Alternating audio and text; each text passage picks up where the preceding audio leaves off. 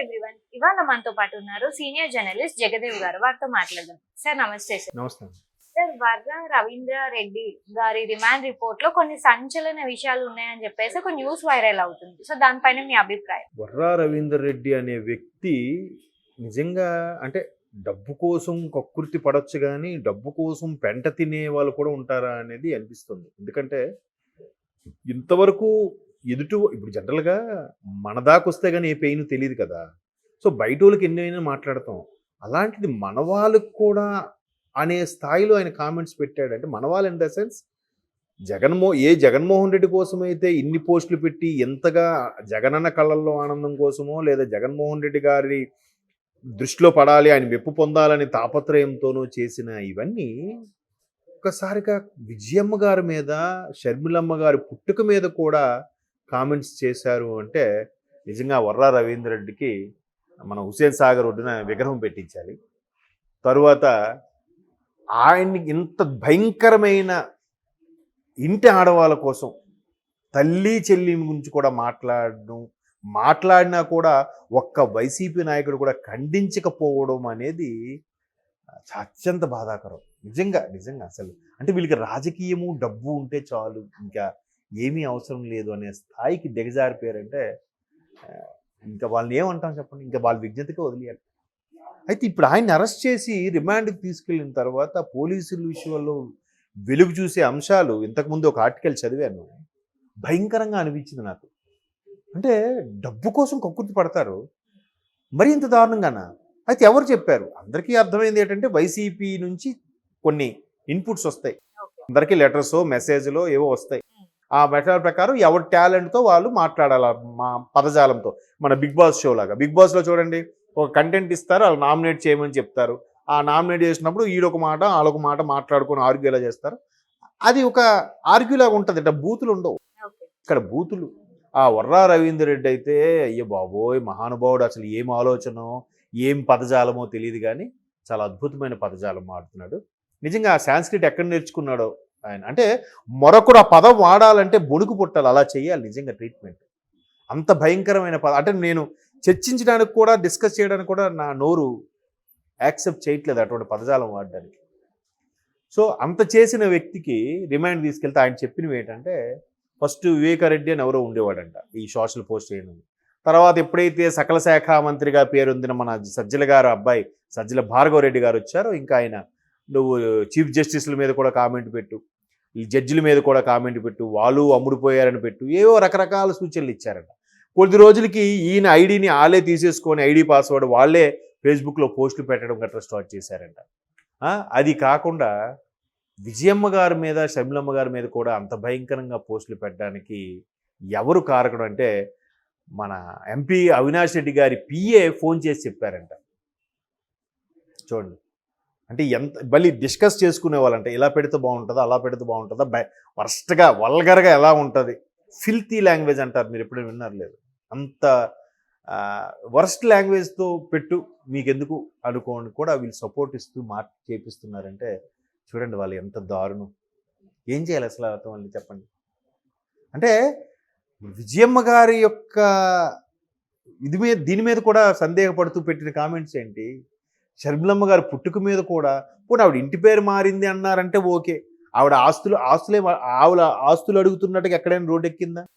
First వీళ్ళే కదా సరస్వతి పవర్కు సంబంధించి నేషనల్ లా ఆఫ్ కంపెనీ ఉంది, దానికి అప్రోచ్ అయ్యారు, ఆ గిఫ్ట్ డీడ్ క్యాన్సిల్ చేద్దామని చెప్పి. వీళ్ళు అప్రోచ్ అయ్యా, మళ్ళీ ఆవిడ చేశారని అనడం ఏంటి, అసలు ఎంత భయంకరంగా పోస్టులు పెట్టడం ఏంటి, అసలు చాలా దారుణం. అలా పోస్టులు పెట్టినప్పుడు కూడా వీళ్ళు కనీసం అధినేత జగన్మోహన్ రెడ్డి గారు కూడా ఎక్కడ ఖండించలే, ఎక్కడ మాట్లాడలే. ఏమనంటే నా అభిమాని అలాగే పెడతాడని ఫీల్ అవుతున్నారో ఏంటి మీ తల్లి. అంటే ఇలా చూపిస్తూ 3000 మీ కుటుంబం వైపు చూపిస్తున్నాయి కదా, అటు తిరిగి ఇటు తిరిగి మీరు ఎవరి పేరుతో మీరు పార్టీ పెట్టారో, ఎవరి పేరుతో మీరు ఎంత వాళ్ళు అయ్యారో, ఎవరి పేరు వల్ల మీరు ఈ స్థాయికి వచ్చారో అటువంటి ముఖ్యమంత్రి, మా దివంగత ముఖ్యమంత్రి పేరుని చెడగొడుతున్నారుగా. రాజశేఖర రెడ్డి గారి యొక్క నేముకు ఫేమ్కి ఒక్కసారిగా తునాతునకులు అయిపోతుందిగా. మరి విజయమ్మ గారిని అంటే రాజశేఖర రెడ్డి గారిలో సగం ఆవిడని అంటే రాజశేఖర రెడ్డి గారిని అన్నట్టు కాదా? దానికోసం ఇంత స్థాయికి దిగజారిపోయి మాట్లాడతారా?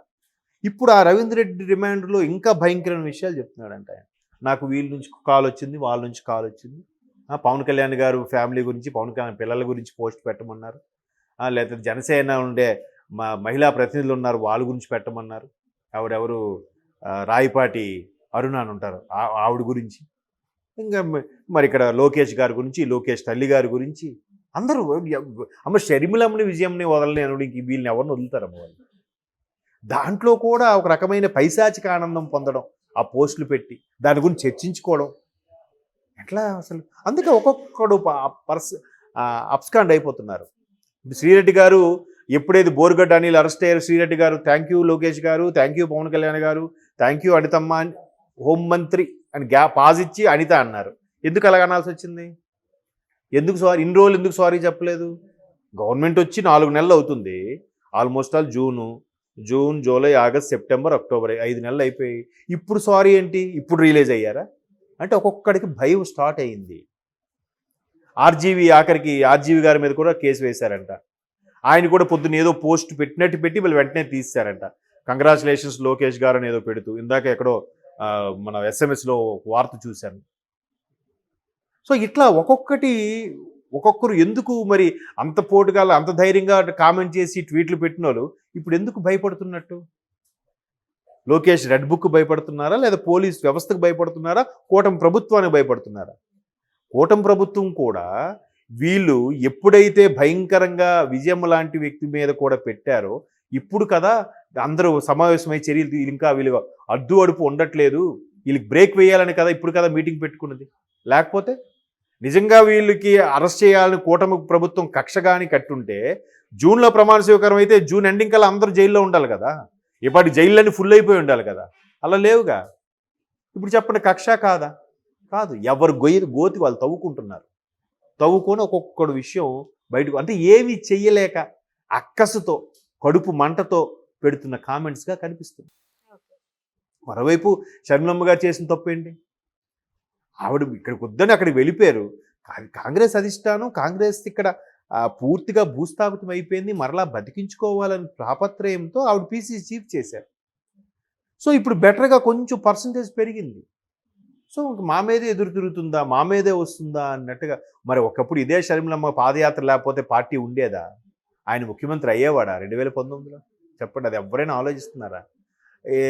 ఆవిడ పిచ్చిదా ఇలాగ ఏదో అంటుంది, ఈయన కూడా తగ్గట్లేదు అని ఏదో మాట్లాడుతున్నారు. ఏంటి ఇప్పటికీ జగన్మోహన్ రెడ్డి గారు అభిమాని? తల్లి చెల్లి మీద కూడా అటువంటి వ్యాఖ్యానాలు చేసిన వాడి మీద ఒక్క ఖండించిన డైలాగ్ కూడా ఖండన చేయకపోవడం అనే దారుణం, బాధాకరం. అయినప్పటికీ ఇంకా అదే పార్టీలో కొనసాగుతూ అదే పార్టీలో ఉండే